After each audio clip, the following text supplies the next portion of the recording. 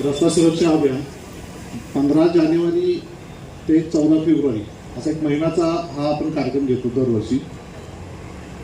आपल्या देशामध्ये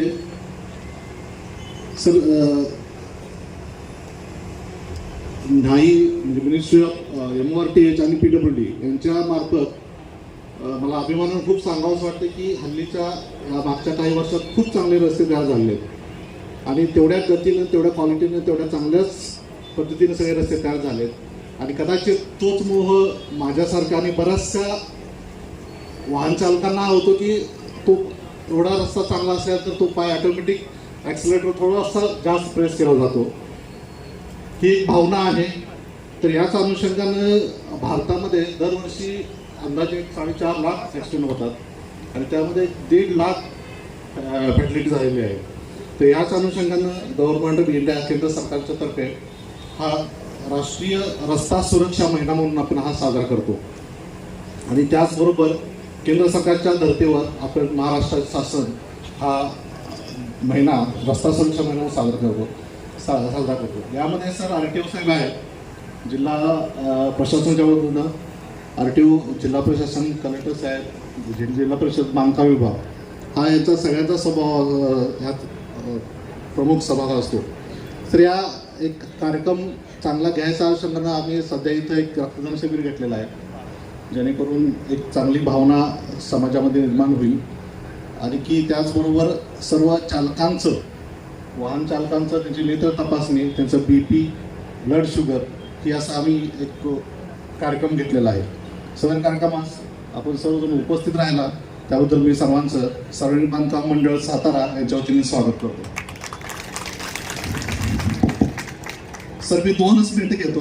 आपल्या सातारा जिल्ह्यामध्ये PWDच्या अंतर्गत 4,374 किलोमीटर लांबी आहे. त्यापेक्षा जास्त डबल 8,453 किलोमीटर लांबी जिल्हा परिषद अंडर आहे. एकूण आता तशी साताऱ्याची प्रगती चांगली आहे. 593 किलोमीटर लांबी नॅशनल हायवेची आहे. ती खूपच चांगला आकडा आहे. सर ही टोटल 12,827 किलोमीटर लांबी आहे. तर यामध्ये कसं होतं की जे आपले ब्लॅक स्पॉट आहेत, जे शासनाने ठरवून दिले आहेत की मिनिमम एवढ्या फॅसिलिटी झाल्या किंवा एवढ्या ॲक्शन झालं तर ते ब्लॅक स्पॉट होतात. ते सुप्रीम कोर्टाकडून आपल्याला यादी येते. त्या यादीच्या अनुषंगानं आपले सातारा जिल्ह्यातलं आपण कौतुकाने सांगतो की आमचे सगळे ब्लॅक स्पॉट ऑलमोस्ट रिमूव्ह झालेले आहेत, त्यामध्ये कुठलेच नाही. आणि RTO साहेबांच्या त्यांच्या माहितीच्या अनुषंगाने त्यांच्या ह्याच्यावर सांगतो की साताऱ्याचा हा ॲक्सिडेंट रेट हा मागच्या 3-4 वर्षात खूप लो आलेला आहे. पण तरी सर RTO ऑफिस आणि PWD यांच्या वतीनं एक सर्वेक्षण केलं आहे. बारीक सारीक रस्ते आहेत, छोटे मोठे ॲक्सिडेंट होतात. पोलिसांचा जो डाटा आहे त्यानुसार त्यांनी प्रत्येक स्पॉटवर जिथं किरकोळ ॲक्सिडेंट झाले तिथलेच सर्वे करून तिथले आम्ही एस्टिमेट केले. ते कसं होतं की खूप किरकोळ बाब आहे, पट्टी मारणे किंवा हे लावणे एका रस्त्यासाठी जे किरकोळ आहे. पण जर पूर्ण साताऱ्याची आम्ही जर एकत्रित केली तर त्यात आमचे एस्टिमेट्स तयार आहेत. 752 कोटी रुपये लागतात की जे आपल्याला एक किरकोळ ते बॅकस्पॉट नाही आहेत पण तिथे ॲक्सिडेंट होण्याची शक्यता आहे किंवा काही छोटे किरकोळ ॲक्सिडेंट झाले आणि ते भविष्यात ते निर्वहन करता येतील. सर ह्या फक्त काय झालं की ह्याला कुठला हेड उपलब्ध नाही आहे. जिल्हा DPDCला आपण घ्यायचा प्रयत्न करतो, मागच्या वर्षी झालं नाही, यावर्षी पुन्हा एकदा प्रयत्न करू. तर याबद्दल तर थोडंच झालं तर एक रस्ता सुरक्षा अभियानाच्या ह्या महिन्याच्या सुरक्षा महिन्यामध्ये हा एक चांगला निर्णय होईल. एवढंच बोलतो, ज्ञान थांबतो. Thank you sir. मनोज दादा घोरपडे, सन्मान्य शाली नेते, कराड उत्तर भारतीय जनता पार्टी यांचं जिल्हा परिषद बांधकाम विभाग सातारा यांना आपण स्वागत करावं.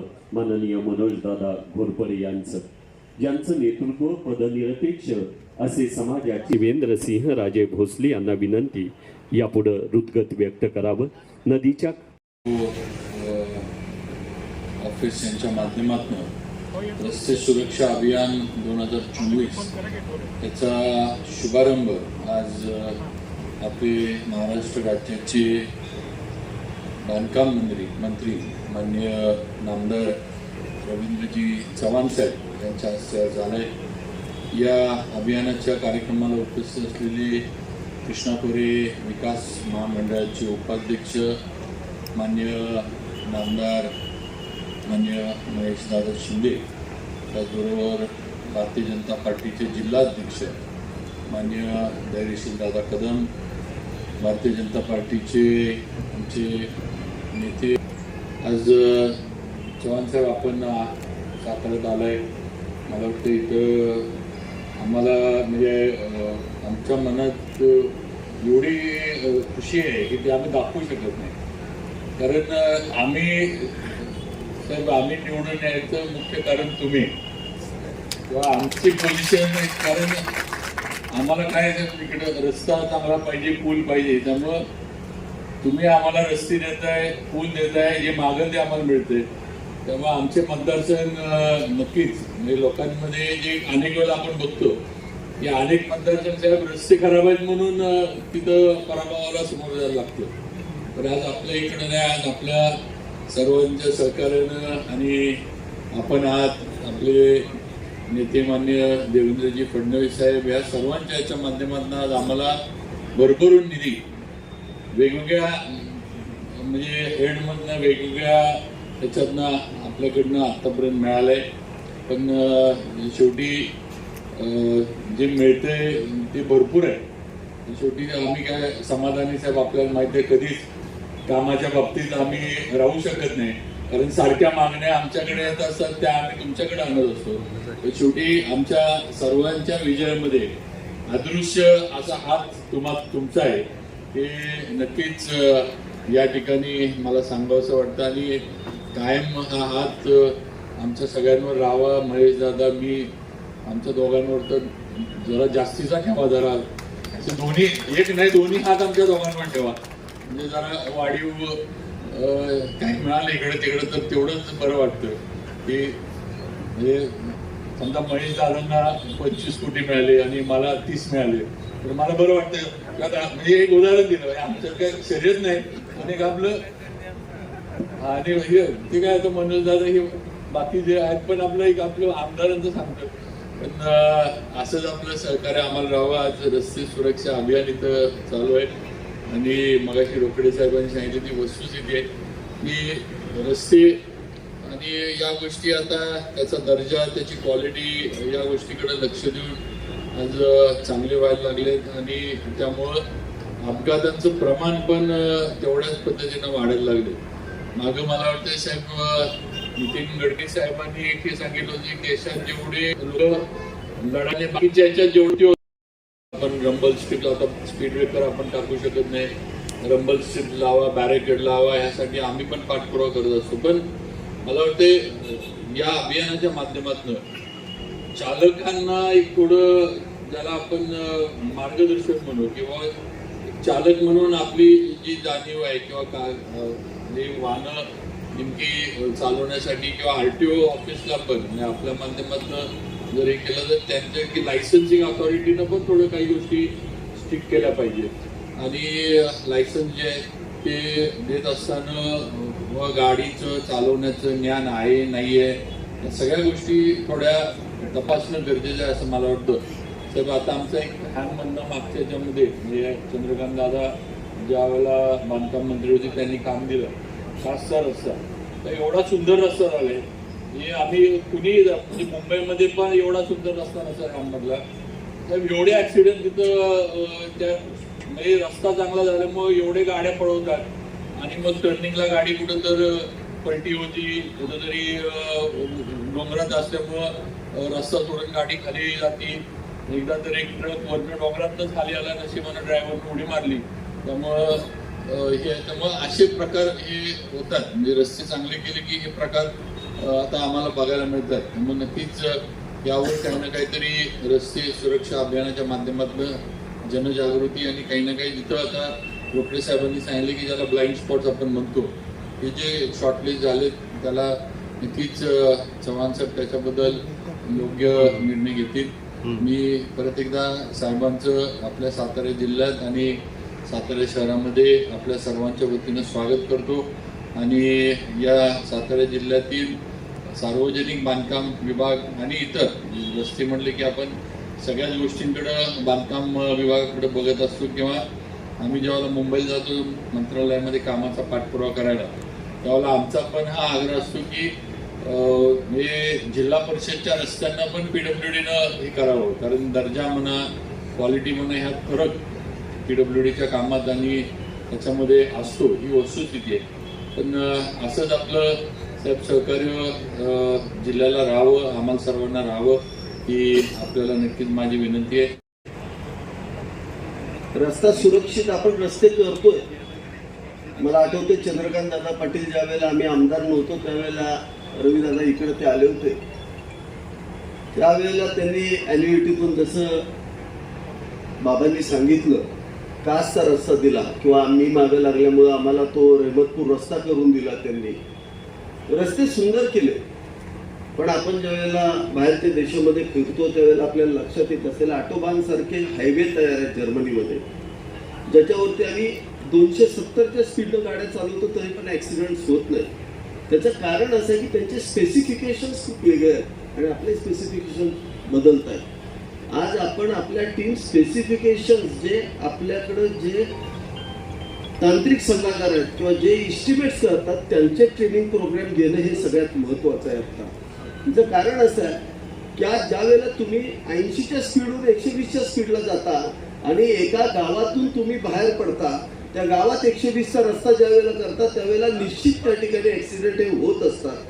ज्या ठिकाणी युनियन्स असतात, एक मोठा रस्ता आणि एक ग्रामीण मार्ग, या युनियनचे स्पेसिफिकेशन्स तुम्ही ठरवले गेले पाहिजेत आणि हे स्पेसिफिकेशन नसल्यामुळं आज प्रचंड अपघात होत आहेत. पूर्णपणे आपण एक चांगल्या पद्धतीनं हे निर्णय घ्याल. सरकार बदलायला तुम्हीच होता, सगळ्या महाराष्ट्रानं बघितलंय. किमया तुम्हीच घडवलेली आहे, तुमच्याबरोबर मी पण होतो. त्यामुळं आता तुम्हाला रस्ते बदलणं फार छोटी गोष्ट आहे. राज्याचे मुख्यमंत्री एकनाथ शिंदे साहेब आणि देवेंद्र फडणवीस साहेबांच्या नेतृत्वाखाली तुम्ही काम करता. दोघांचे पण तेवढेच प्रिय आणि सगळ्यात जवळचे मंत्री म्हणून तुम्ही आहात. तर तुम्ही एवढे स्पेसिफिकेशन बदलावे अशी आपल्याला विनंती करतो. आणि वाहनं चालवण्याचे हे कार्य कुशलतेनं करतात श्री शंकर विठ्ठल माने वाहन चालक,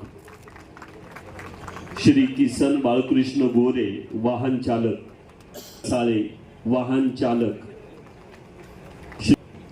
श्री संतोष दत्तात्रय कुंभार वाहन चालक आणि श्री टंचाईग्रस्त परिस्थितीत वॉटर टँकरचं संचालन करणारे चालक वाहन चालक श्रीयुत विजय दयाराम अहिर, श्रीयुत सुरेश पांडुरंग खरात, श्री महेश रमेश गायक, श्री राजेंद्र शिवाजी ढाणे, श्री सूर्यकांत ज्ञानेश्वर जाधव.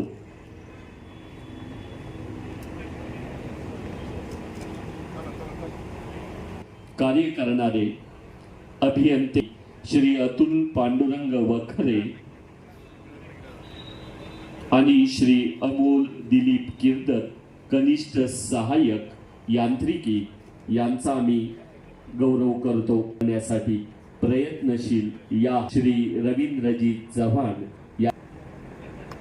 या सर्वांचं नेतृत्व इंजिनियर उप अभियंता यांत्रिकी यांनी केलं.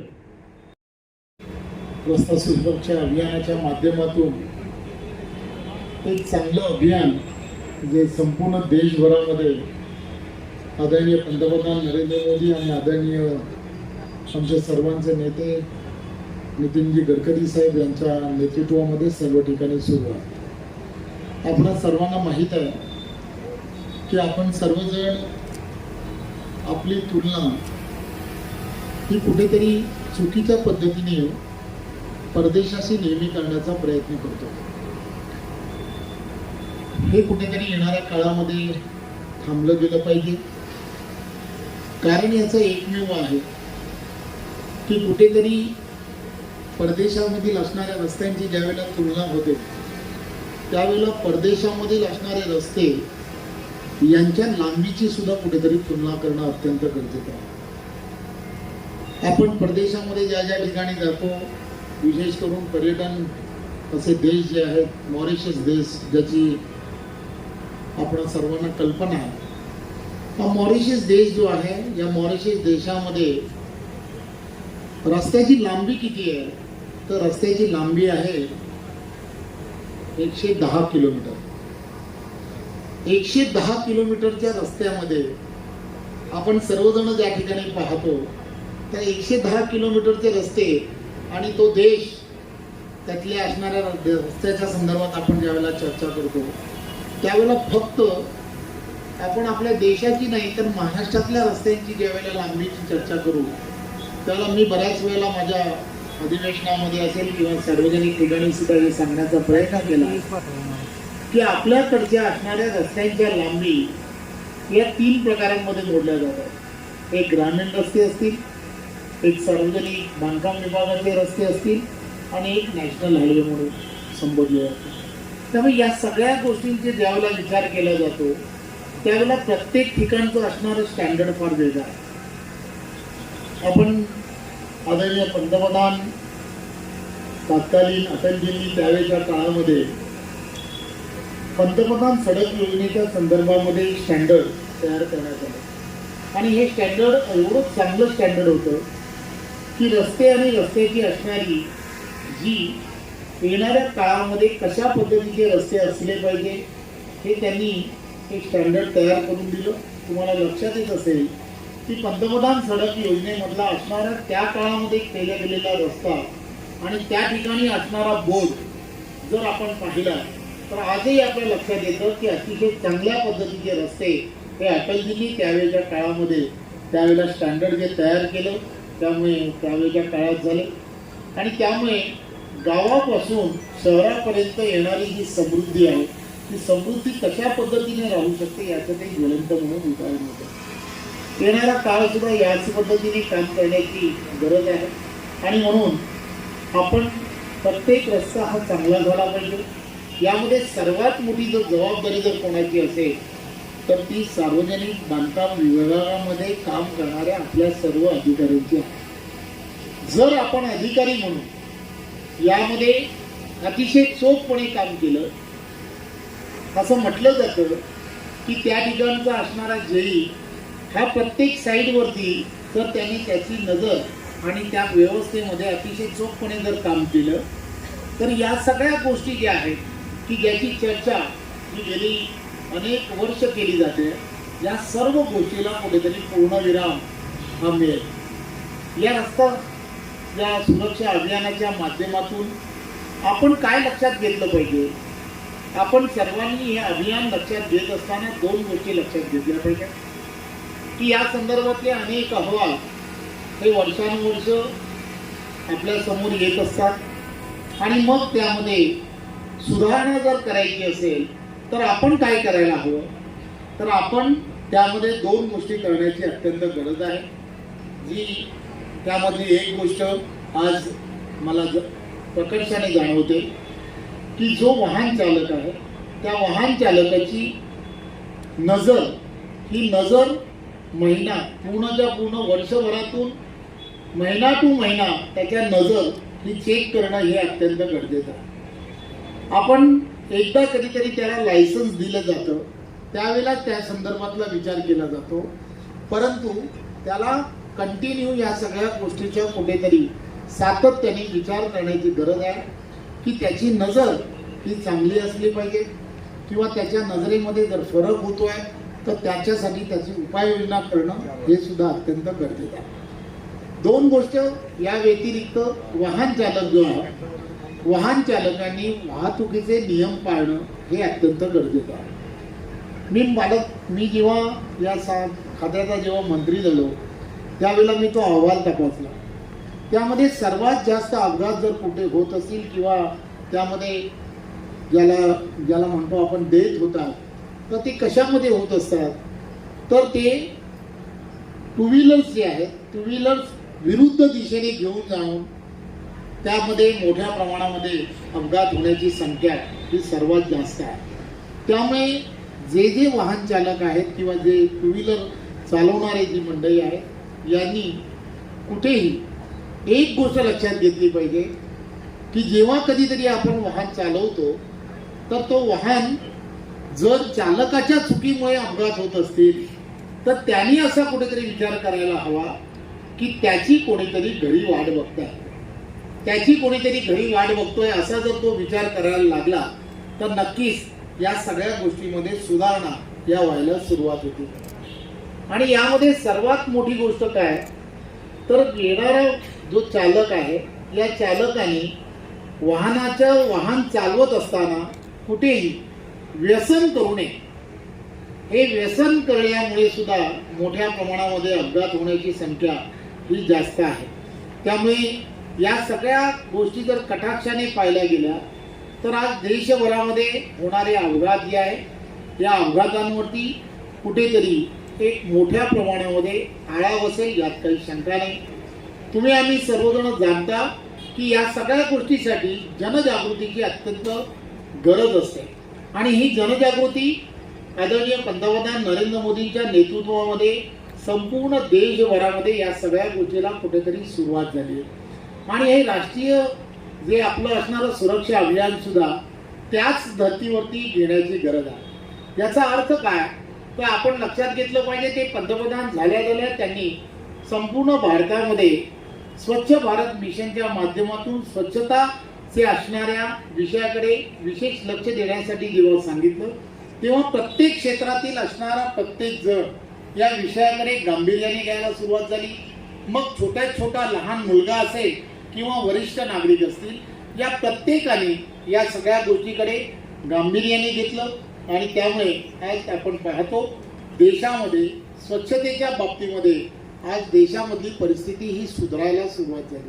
त्याच पद्धतीने हे सुद्धा अभियान फक्त सार्वजनिक बांधकाम विभागापुरतं किंवा RTO पुरतं मर्यादित न राहता याला लोकांपर्यंत नेणं ही काळाची येणाऱ्या काळामध्ये गरज आहे असं मला वाटतं. मी आपणा सर्वांना खूप खूप धन्यवाद देतो की या अभियानाच्या माध्यमातून आपण या ठिकाणी रक्तदान शिबिर जे आयोजित केलं. एखाद्या ठिकाणी रक्तदान शिबिर ज्यावेळेला आयोजन केलं जातं आणि त्या ठिकाणची रक्तदात्यांची संख्या जर 50 पेक्षा जास्त असेल तर ते रक्तदान शिबिर हे यशस्वी झालं असं